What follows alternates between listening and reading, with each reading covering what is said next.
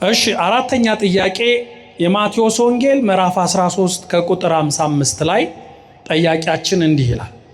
በወቅቱ የነበሩ ጸሐፍት ፈሪሳውያን ኢየሱስ ክርስቶስን እንዲህ ብለውታል፣ ይህ የጸራቢው ልጅ አይደለምን? እናቱስ ማርያም ትባል የለምን? ወንድሞቹስ ያዕቆብና ዮሳ ስምዖንም ይሁዳም አይደሉምን? የሚል ቃል ተጽፏል ስለርሱ። ታዲያ እነዚህ የኢየሱስ ክርስቶስ ወንድሞች ከሆኑ እንዴት ድንግል ማርያም ሎቱ ስብሐት እሱ የሚለውን ነው ምነግራችሁ ኢየሱስ ክርስቶስን ከወለደች በኋላ እንዴት ድንግል ልትባል ትችላለች?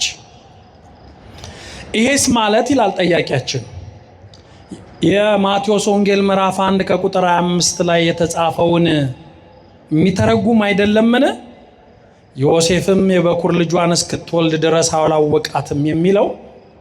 ስለዚህ ወንድሞቹ ያዕቆብና ዮሳ ስምዖንም ይሁዳ ከሆኑ ኢየሱስን ከወለደች በኋላ ዮሴፍ አውቋታል ተብሎ አያስተረጉምምን? ይሄ ነገር ሊገባኝ አልቻለም። እናንተ ግን ማርያምን ዘላለማዊ ድንግል ናት ትላላችሁ። ከወለደች በኋላ ኢየሱስን ከዮሴፍ ጋር በሕገ ሰብ ኖራለች የሚል የመጽሐፍ ቅዱስ ማረጋገጫ ስለሚመስለኝ ማብራሪያ ስጡኝ ነው የሚለው። ጥያቄው ግልጽ ነው?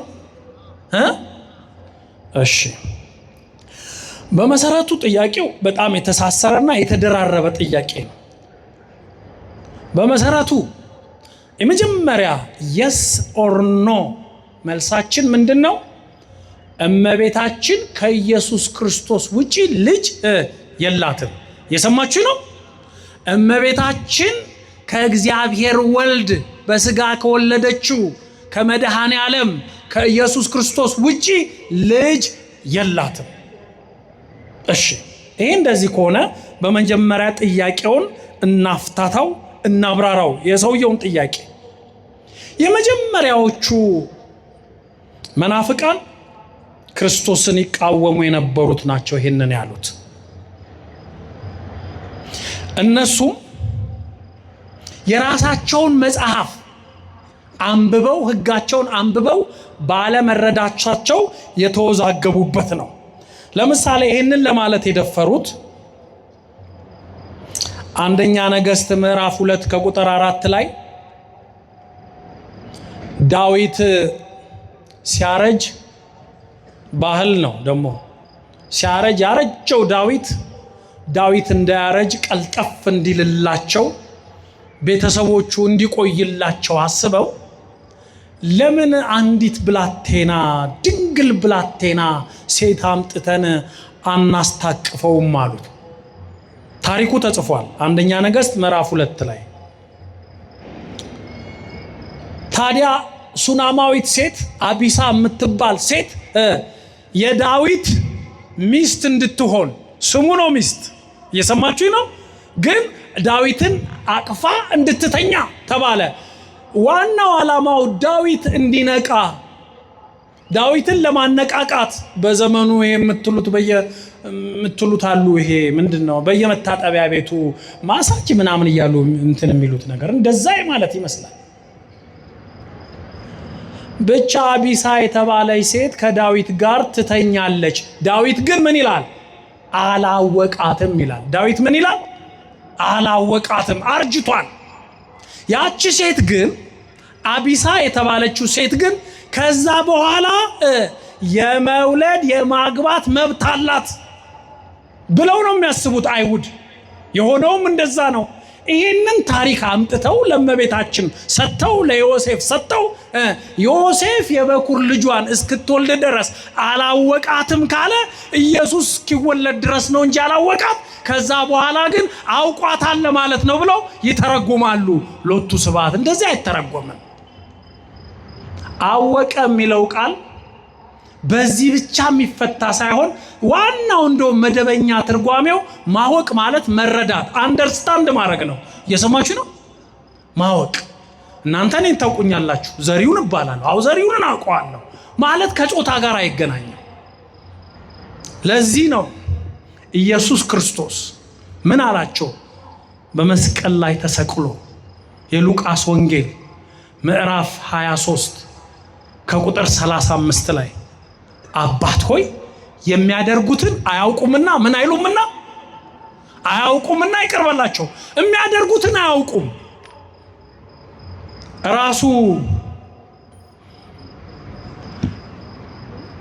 ኢየሱስ ክርስቶስን የሚያስቡት እንደ አምላክ ሳይሆን እንደ ሩቅ ብእሲ ነው።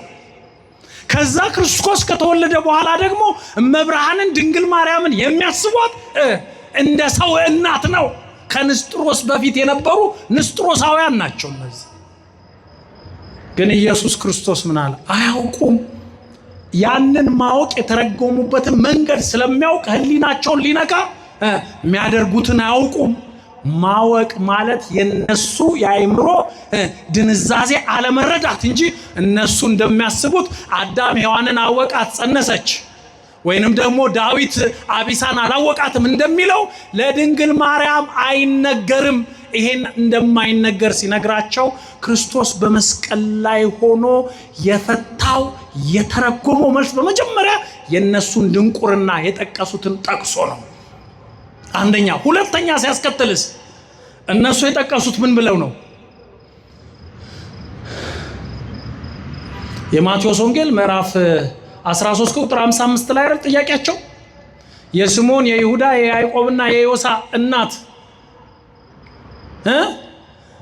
ማርያም የምትባላለች ሌላ ናት እኮ እሷ። እነሱ ግን ኢየሱስ ክርስቶስን ምን አሉ? እናቱስ ማርያም ትባል የለምን አሉ። ማን ትባል የለምን አሉ? ማርያም ትባል። ተሳስተው እኮ ነው በስመ ሞክሼ። ማርያም የሚባለው ስም በብሉይ ኪዳን የሙሴ እህት ማርያም በምሳሌነት ተጠቅሳለች። ሌላም አንዲት ሴት በብሉይ ኪዳን አለ በመጽሐፈ በካህናት ስም ዝርዝር ውስጥ ያለች። በአዲስ ኪዳን ማርያም የተባለችው ድንግል ማርያም ናት። መጽሐፍ ቅዱስ ግን በመስቀሉ ስር ያሉትን ሴቶች ሁሉ በተለይ ወንጌላዊ ዮሐንስ ሲጽፍ ዮሐንስ ወንጌል ምዕራፍ 19 ከቁጥር 20 ጀምራችሁ አንብቡ። ሲጽፍ ምን ይላል? በመስቀሉ ስር ያሉትን ሴቶች በጠቅላላ ማርያም ማርያም ማርያም ማርያም እያለ ነው የጠቀሳቸው። የእመቤታችን ወዳጆች ስለሆኑ የእርሷን ስም ለነሱ ሰጥቶ እሷን ግን ከማርያምነት ከፍ አድርጎ በመስቀሉ ስር የእግዚአብሔር እናት ነበረች ይላል። የማን እናት ነበረች? የእግዚአብሔር እናት ነበረች ይላል። ክብር ምስጋና ለመድኃኔዓለም ይሁን። አሁን እኛ ወለተ ማርያም፣ አስካለ ማርያም፣ ኃይለ ማርያም እንደምንባለው በመስቀሉ ስር ማርያም ተብለው የተጠሩት ከእመቤታችን ውጭ ያሉት እንደ ክርስትና ስም የተሰጣቸው እንጂ የስሙ ባለቤቶች አይደሉም። ሐዋርያት ግን ወደ እነርሱ የተቀላቀሉትን ወደ እነርሱ የመጡትን አብዛኛውን ክርስቶስ ራሱ ከጴጥሮስ ጀምሮ የዮና ልጅ ስምዖን ጴጥሮስ ትባላለህ አለው። 12 ሐዋርያት ምናቸው ተቀይሯል? ስማቸው ተቀይሯል። የቤተሰብ ስማቸው ተቀይሯል። እመቤታችን እናትና አባቷ ያወጡላት ስም ማርያም ነው።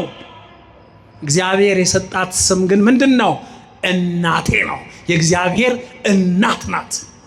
እኔና እናንተ እኮ አባታችን ሆይ ብለን እንጸልያለን። እርሷ ግን ስትጸልይ ልጄ ወዳጄ ሆይ ምን እንደምትለው? ልጄ ወዳጄ ሆይ። ይሄ እኮ ከባድ ምስጢር ነው። ክብር ምስጋና ለመድኃኔዓለም ይሁን።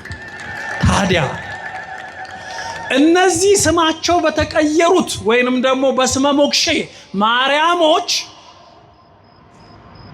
የቀደሙት ንስጥሮሳውያን ተሳስተዋል። ሰምተናል እኮ እናቱ ማርያም ትባላለች። እሷ ደግሞ እኮ የያዕቆብና የዮሳ የስምዖንና የይሁዳ እናት እኮ ናት። እሱ ታዲያ የነሱ ወንድም አይደለም እንዴ አሉ። አጋጩት። እውነተኛዋን ማርያም በኋላ በስመ ተቀቦ ወይንም ደግሞ እንደ ክርስትና ስም በተሰጣቸው ማርያሞች ቀላቅለው አወሩ። ሲጀመር ኢየሱስ ክርስቶስ የጸራቢው የዮሴፍ ልጅ አይደለም። ሲቀጥል ደግሞ እናቱስ ማርያም ትባል የለምን የሚለው የማርያም የድንግል ማርያም ማዕረጓ ከፍ ብሎ ከማርያምነት በተጨማሪ ድንግል እመብርሃን ወላዲተ እግዚአብሔር ተብላለች። ይሄ ቅጽል ከሌለ የምትጠራው ማርያም ሌላ ናት ማለት ነው። በመሰረቱ አይሁድ ክርስቶስን ሲከሱት አጣርተው አይደለም የሚከሱትም፣ አጣርተው አይደለም የሚሰሙትም። በመስቀል ላይ ሆኖ ኤሎሄ ኤሎሄ ላማ ሰበቅታኔ ሲል ከታች የሚወጉት ምን አሉ? ኤልያስን ይጠራል አሉ። ምን አሉ? አሁን ምን ያገናኘዋል? አሁን ኤሎሄ ኤሎሄ ላማ ሰበቅታኔ ነው ያለው። በራሳቸው ቋንቋ ነው ያለው። አምላኬ አምላኬ ስለምን ተውከኝ ነው ያለው። እነሱ ግን ምን የሰሙት ምንድን ነው? ኤልያስ ብለው። አይጣልባችሁ። አሁን እዚህ ጋር አንዱ ሕፃን ልጅ ጠርቼው በጆሮ ቀስ ብዬ ጩቤና ጎራዴ ብዬ ብነግረው አይዟችሁ አትደንግጡ፣ ለዛ አጠገብ ላለው ሰውዬ በጆሮው ንገረው ብለው ያኛውም ለዛኛው በጆሮ ቢነግረው ያኛውም ቀጥሎ በጆሮ ቢነግረው መጨረሻ ላይ እዛ ጋር ያለችው እህቴ ምንድነው የሰማሽው ብትባል ያ የመጀመሪያው የምትናገር ይመስላችኋል? ለሱ የነገርኩት ምንድነው? ጩቤና ጎራዴ። መጨረሻ ላይ ግን ጨቦና ጉራጌ ሊሆን ይችላል። ጆሮ መች በደንብ አይሰማም እኮ። በተለይ ከሳሽ ወቃሽ ነቃሽ ስንሆን እኮ አስተካክሎ አይሰማም። አይሁድም ማርያምን እኮ በመልክ አያውቋትም። በስማ በለው እናቱ ማርያም ትባል የለምን ሲያናነቅ። ግን ወገኖቼ የማርቆስ ወንጌል ምዕራፍ 14 ከቁጥር 41 ላይ ያለችዋ ማርያም ድንግል ማርያም አይደለችም። የማን እናት ማርያም ናት? የዮሳ፣ የስምዖን፣ የያዕቆብና የይሁዳ እናት ማርያም ሌላ ናት። እየሰማችሁ ነው? አምታታውት ነው። ድንግል ማርያም የማን እናት ናት? የኢየሱስ ክርስቶስ እናት። ክብር ምስጋና ለመድኃኔዓለም። ለዚህ ነው ወንጌላዊው ማቴዎስ ሲጽፍ ይሄም በማለታቸው ተሰናከሉበት አለ። አንደኛ ማርያም ያልሆነች ድንግል ማርያም ያልሆነች ሌላ ማርያም ጠርተው ልጆቹን ሁሉ የዛችኛዋን የሌላኛይቷን ማርያም ልጆች የድንግል ማርያም ልጆች አድርገው በመናገራቸው፣ ሁለተኛ የዮሴፍን ወላጅ አባት ነው በማለታቸው፣ ሶስተኛ ኢየሱስ ክርስቶስን ሩቅ ብእሲ ተራ ሰው ነው በማለታቸው ምን አሉ ይላል? ተሰናከሉ። ስለዚህ ድንግል ማርያም የኢየሱስ ክርስቶስ እናት ብቻ ናት። አንድ ነገር ልንገራችሁ። በመስቀሉ ስር ዮሐንስ ወንጌል ምዕራፍ 19 ከቁጥር 25 ጀምሮ ስታነቡት ኢየሱስ ክርስቶስ ተሰቅሎ እቺም ምላችሁ ሌላኛይቱ ማርያም እኮ አለች ከመቤታችን አጠገብ፣ የይሁዳ እናት ማርያም፣ የስምዖን እናት ማርያም፣ የዮሳ እናት ማርያም፣ የያዕቆብ እናት ማርያም፣ ሌላኛዋ ማርያም አለች መስቀሉ ስር። ድንግል ማርያምም መስቀሉ ስር አለች። ወንጌላዊ ዮሐንስም ከእናቱ ጋር የዘብዴዎስ ልጅ የእሱም እናት ማርያም ትባላለች። ማርያም ባውፍልያ ትባላለች። እሷም አለች። ኢየሱስ ክርስቶስ የአይሁድን ጥርጣሬና እሱን ሩቅ ብእሲ እንዳሉት ተራ ሰው እንዳሉት አዳኝ እንዳላሉት ስለተረዳ እንደገና ደግሞ ወንድሞች አሉት ብለው እንደሚያሙ ልቦናቸውን ስላወቀ ምን አለ? እመቤታችንን ጠራና አንቺ ሴት እናቴ ሆይ አላት።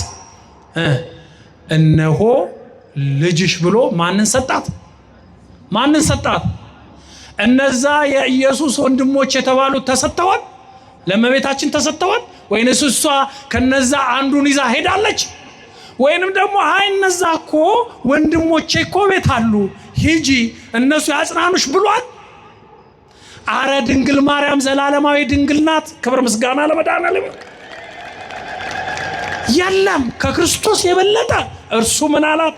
እርሷ እኮ ከእርሷ ከልጇ ከኢየሱስ ውጪ ልጅ እንደሌላት ወደፊትም እንደማይኖራት የሚያውቀው ልጇ ወንጌላዊው ዮሐንስን ከእናቱ ነጥቆ የዮሐንስ እናት እኮ እዛው መስቀሉ ስር አለች። ግን የዮሐንስ እናት ልመና አትችልም፣ ማማለድ አትችልም ስላችሁ የልመና ስታይል የላትም። ልጇን ማት ልታመጣበት መምህር ሆይ ብላ የማቴዎስ ወንጌል ምዕራፍ 20 ከቁጥር 19 ጀምሮ ስታነቡ የዘብዴዎስ ልጆች እናት ለያዕቆብና ለዮሐንስ እስኪ አንዱን በግራ አንዱን በቀኝ ስልጣን ስጣቸው ብላ የለመነች። በክርስቶስ ቀኝና ግራ እኮ የተሰቀሉ ወንበዴዎች አሉ። ሳታውቅ ለልጆቿ ስልጣን እለምናለሁ ብላ ምን የለመነች ናት?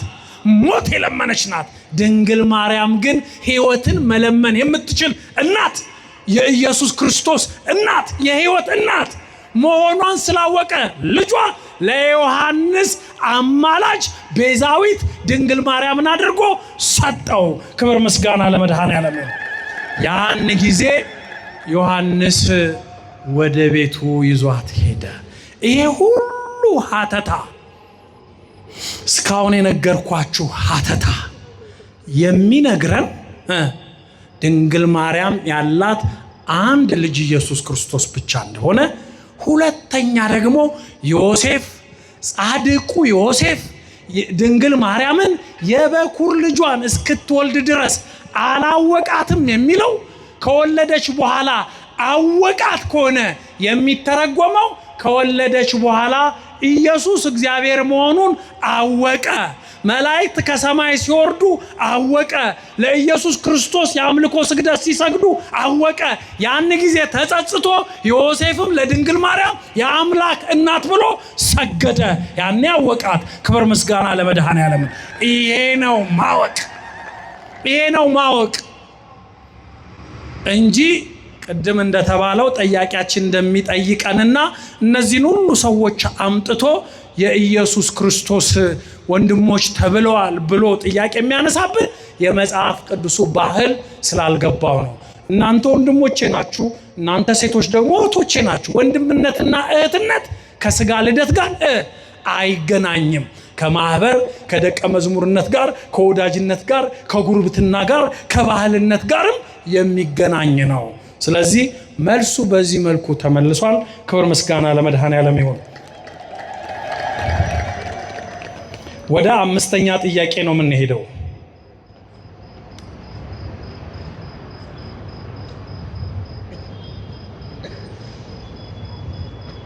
ከባድ ጥያቄ ይመስለኛል አምስተኛው። እሺ አራተኛው ጥያቄ ላይ ግን መመለስ የነበረበት አንድ ነገር አለ። መልአኩ ቅዱስ ገብርኤል አሁን ወደ አራተኛው ተመለስኩ። ሰማችሁኝ? መልአኩ ቅዱስ ገብርኤል በመግቢያ ርዕሳችንም እንደተማማር ነው ወደ ድንግል ማርያም ሲላክ ወደ አንዲት ድንግል ተላከ ብቻ ብሎ ይቆማል? አይቆምም። ምን ይላል? ለዮሴፍ ወደ ታጨች። ለማን ወደ ታጨች? ለዮሴፍ ወደ ታጨች። ጠያቂያችን አንዱ ግራ ያጋባው ይሄ ነው። ለዮሴፍ መታጨትን የጋብቻ አድርጎ የመንፈስ ቅዱስን ትቶ የሰው ሰውኛውን አስቦ በመተርጎሙ ነው አንዳንድ ሰው እመቤታችንን ሌላ ልጅ አላት ለማለት ሎቱ ስብሐት የሚደፍረው። ግን የላትም። ለዮሴፍ ወደ ታጨች ያለው እኮ ወንጌላዊው ስሙኝማ፣ ለዮሴፍ ወደ ታጨች ሲል እመቤታችን ሰው መሆኗን ለመግለጽ መንፈስ ቅዱስ የተጠቀመበት መንገድ ነው። እመቤታችን ሰው ናት፣ ከሰውም ደግሞ ምንድናት? ሴት ናት። ዮሴፍ ባይጠቀስ መናፍቃን ተነስተው ነገረ ድህነትን አልተፈጸመም ይላሉ። ምን ብለው? እግዚአብሔር ከሴት አልተወለደም ብለው።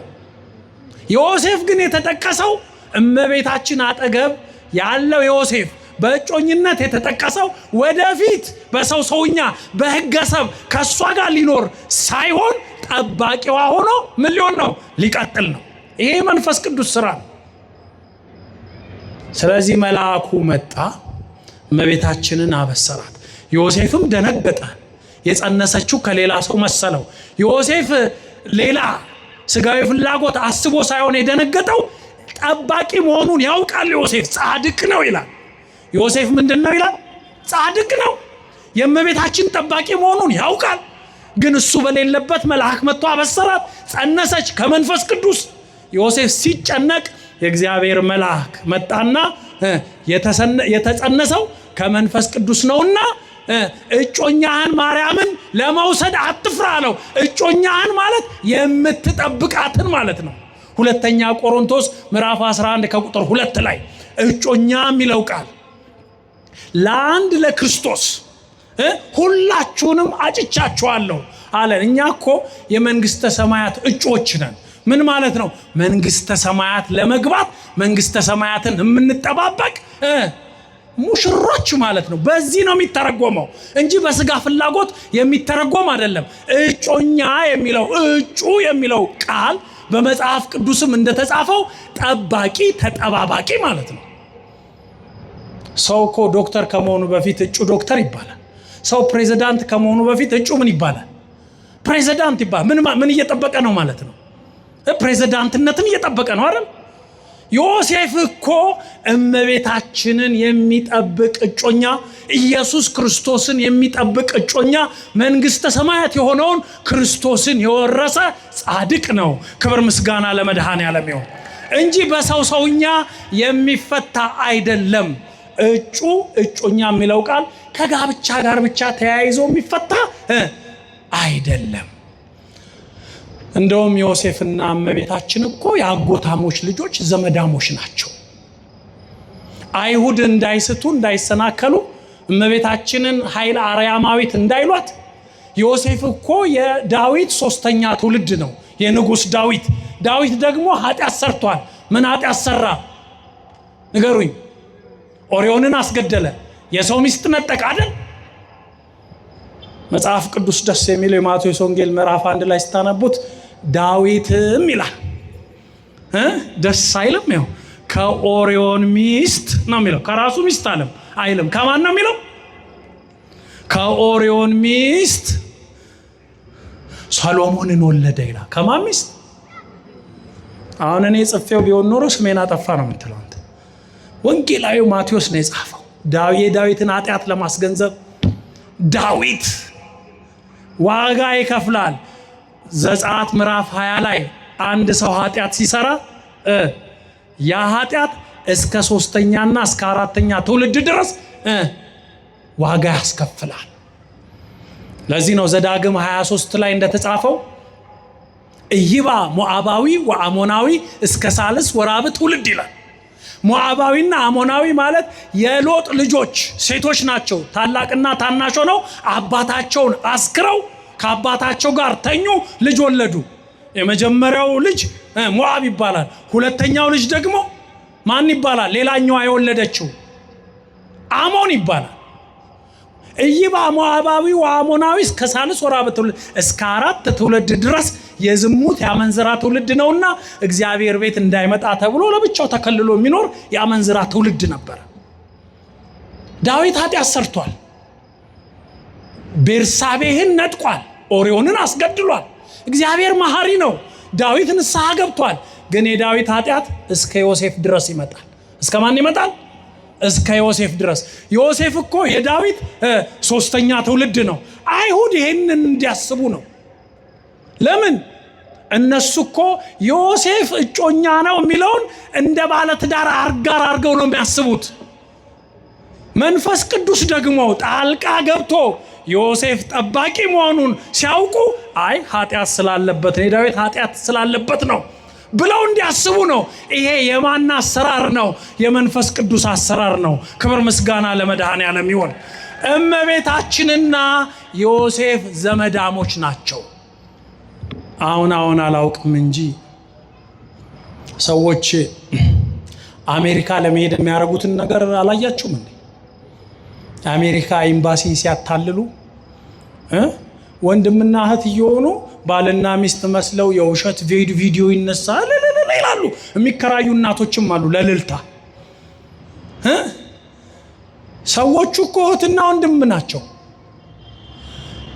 የአባቷን ስም ትቀይራለች፣ የእሷን ስም ትቀይራለች፣ የልደት ካርዷን ትቀይራለች። እሱ ባለቤቴ ነው ትላለች። እየሰማችሁ ነው? ግን እኮ ወንድሟ ነው። ከዛ ሰርግ ይደገሳል። ብቻ ለቪዲዮ የሚሆንና ለፎቶ የሚሆን ሁሉ በየከተማው እየሄዱ ይነሳሉ። መዘጋጃ ቤትም ሄደው ይፈራረማሉ። ከዛ በኋላ ባልና ሚስት ነን ብለው እህትና ወንድም አሜሪካ ኤምባሲ ይገባሉ። ያል መቼም ቴክኖሎጂን ከመቼ ጊዜ ጀምሮ ነው መጻጻፍ የጀመራችሁት ይላል ኤምባሲው። ከዚህ ጊዜ ሲያይ እውነትም ከዛ እነሱ እኮ አውቀው ነው የሚጻጻፉት። ምንም የባልነትም የሚስትነትም ፍላጎት የላቸውም። በመካከል ምንድናቸው? ዘመዳሞች ናቸው። ዓላማቸው ምንድነው? አሜሪካ መግባት። ግን ምኑን ተጠቅመው? ሕጉን ተጠቅመው የጾታ ፍላጎት እርስ በርስ ሳይኖራቸው ግን እኛ እኮ ባለ ትዳር ነን ብለው ሹልክ ብለው ሄደው ዶላር የሚልኩ የሉ ሞልተው በስተው። ልክ እንደዚሁ ሁሉ ዮሴፍ እጮኛ የተባለው ጠባቂ ከሕግም ከአይሁድ ተንኮልም ከሕገ ኦሪትም ዮሴፍ አጠገቧ ባይኖር እመቤታችን አጠገብ ባይኖር ይሄ ጽንስ ከየት መጣ ሊባል ነው። እየሰማችሁ ነው? ከየት መጣ ተብሎ በድንጋይ ድንግል ማርያምን ወግረው በሕጋቸው መሰረት ይገሏታል። ከዛ ከውግረተ አይባን ድንግል ማርያምን ለመሸፈን ለመሰወር ዮሴፍ እጮኛ ጠባቂ ተባለ። ክብር ምስጋና ለመድኃኔዓለም ይሁን እንጂ ይሄ ስጋዊ ጉዳይ ኖሮ አይደለም። እሺ፣ አምስተኛ ጥያቄ በተአምረ ማርያም ላይ ይለናል ጠያቂያችን። አንድ የተጻፈ ነገር ሰዎች ሲከራከሩበት ሰምቻለሁ። ይኸውም ዮሐንስ አፈወርቅ የአንዲትን ሴት ገላ በአፉ ስለሳመ የእመቤታችን ስዕል አንደበት አውጥቶ አፈወርቅ ብሎ እንደጠራው ተጽፏል ተአምሩ ላይ። የኔ ጥያቄ ላልጠያቂያችን ይህን የተአምረ ማርያም ክፍል እንዴት መቀበል ይቻላል? ሸከከኝ ለመቀበል ይላል ቃሉ የሱ ነው። የሴትን ገላ ሳመ መባሉ ጸያፍ አይሆንምን? የመጀመሪያው ጥያቄ ይሄ ነው። ሁለተኛው ጥያቄ በጥንት አባቶች ትርጓሜ ሰዎች ሲናገሩ እንደሰማሁት ዮሐንስ አፈወርቅ የሚል ቅጽል የተሰጠው በስብከቱ ታታሪነት ነው ተብሏል። ተአምረ ማርያም ደግሞ አፈወርቅ የተባለው የሴት ገላ በአፉ ስለነካ ነው ይላል። የትኛውን ታሪክ እንቀበል? ሶስተኛው ጥያቄ ከዚህ ጋር ተያይዞ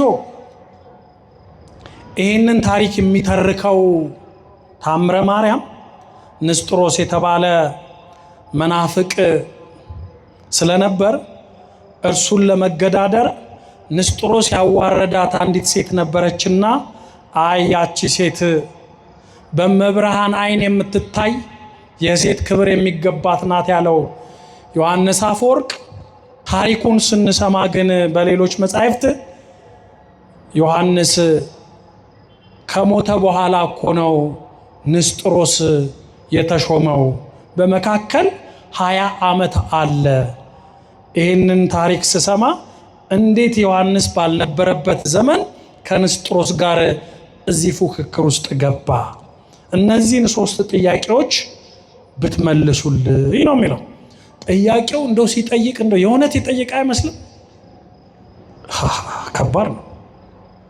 እሺ፣ የመጀመሪያው መልስ ጸያፍ አይሆንም ወይ አይሸክክም ወይ ያለው እሱ ሌላ ነገር እያሰበ ስለሚያዳምጠው። ታሪኩ ምን መሰላችሁ? ንስጥሮስ የሚባል ጳጳስ ፓትርያርክ ነበረ በ4ኛው መቶ ክፍለ ዘመን። ድንግል ማርያም ሰውን የወለደችው አምላክን አልወለደችም ያለ ነው።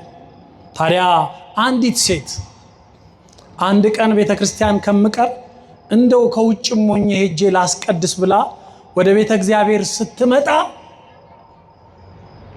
እንደ ተራቆተች ወይንም ደግሞ ለሴቶች ሲሆን ፊቷ ጭር እንዳለ ተመለከተ። ይህችን ሴት ወደ እኔ ጥሯት አለ። ማ? ንስጥሮስ። ከዛ ሲያሴት ምን ሆነሽ ነው? ፊትሽ ትክክል አይደለም፣ ፊትሽ ጭር ብሏል አላት። ከዛ እኔ ሴት ነኝ፣ የሴቶች ጉዳይ ላይ ስላለው ነው ግን ከእግዚአብሔር እንዳልርቅ ብዬ ምናልባት በድፍረት ስለመጣሁ ነው አለች።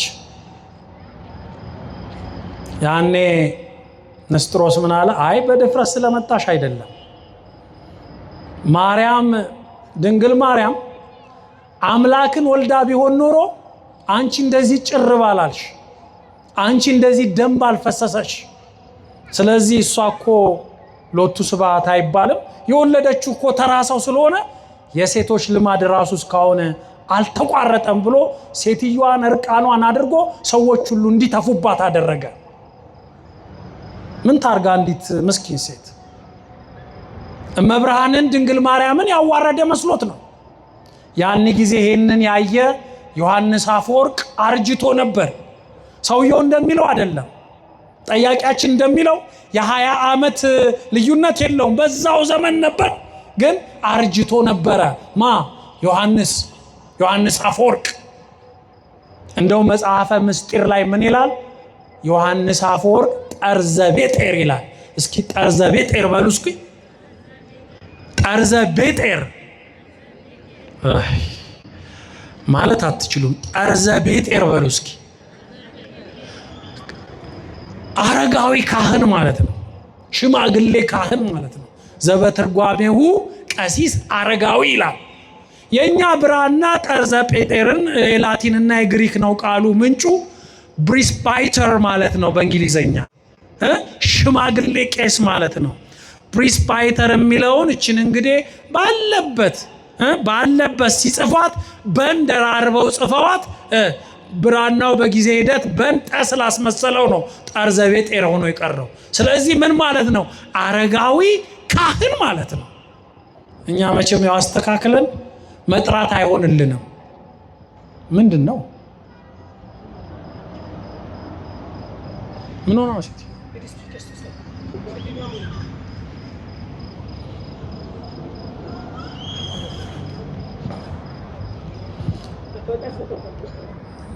እስኪ ያዝ አድርጉና አስቀምጧት። ወይም ምንድን ነው?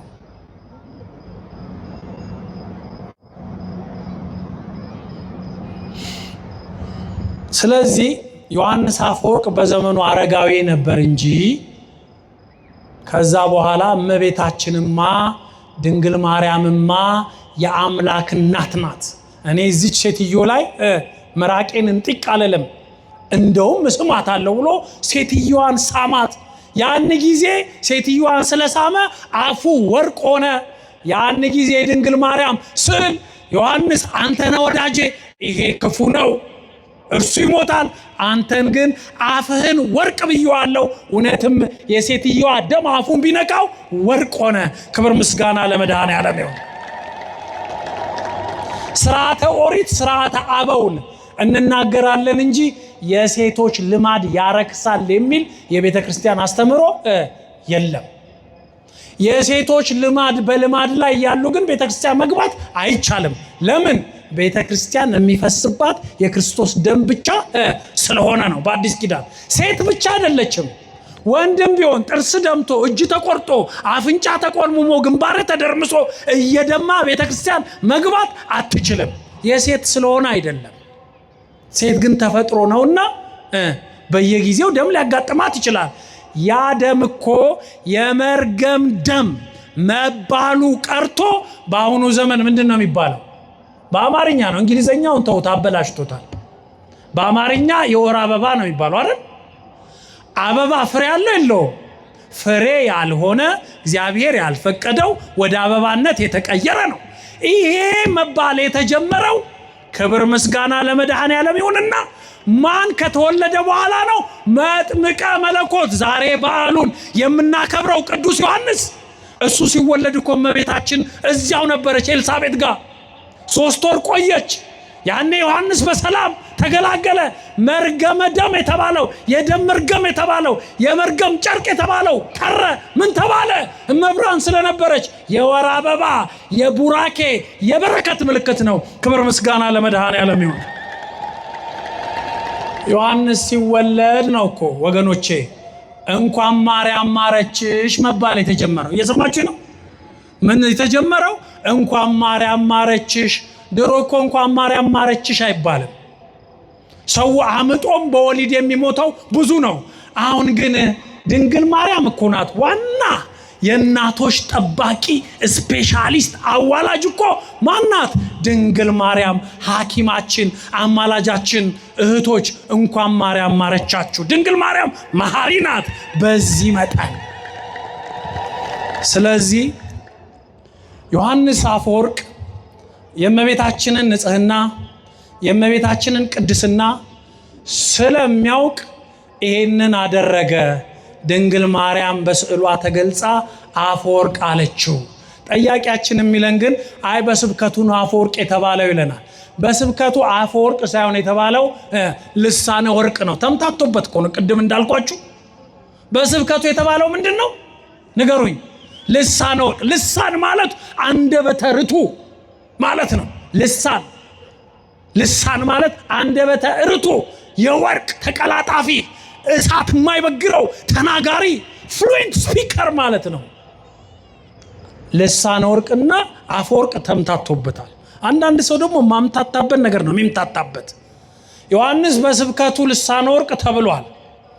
እመብርሃንን አክብሮ የእግዚአብሔር እናት መሆኗን መስክሮ ያችን ሴት በመታደጉ ደግሞ ምን ተብሏል? አፈወርቅ ተብሏል። አይ በዘመን ይለያያሉ ንስጥሮስና ዮሐንስ የምትለኝ ከሆነ ታሪክ ነው የተጻፈው፣ ግን ተአምር ላይ ነው። ቅድም እንደነገርኳችሁ በዘመን የሚለያዩት ሙሴንና ኤልያስን በደብረ ታቦር ኢየሱስ ክርስቶስ አላገናኛቸውም እንዴ? አገናኝቷቸዋል። ስለ ተአምር እኮ ነው የምናወራው። ግን በአንድ ዘመን ነው የነበሩት። እንደ ጠያቂያችን አስተሳሰብ ዘመን ይለያቸዋል፣ ብዙ ዘመን በመሃላቸው አለ የሚለን እንኳን ቢኖር ይሄ እኮ ተአምር ነው። እመቤታችን ዮሐንስ አፈወርቅንም ካለበት ከብሔረ ሕያዋን አምጥታ በቤተ መቅደሱ እንዲገኝ አድርጋ ንስጥሮስን እንዲገስጽ አድርገዋለች። ክብር ምስጋና ለመድኃኔዓለም ይሁን። ወስብሐት ለእግዚአብሔር ወለወላዲቱ ድንግል ወለመስቀሉ ክቡር አሜን።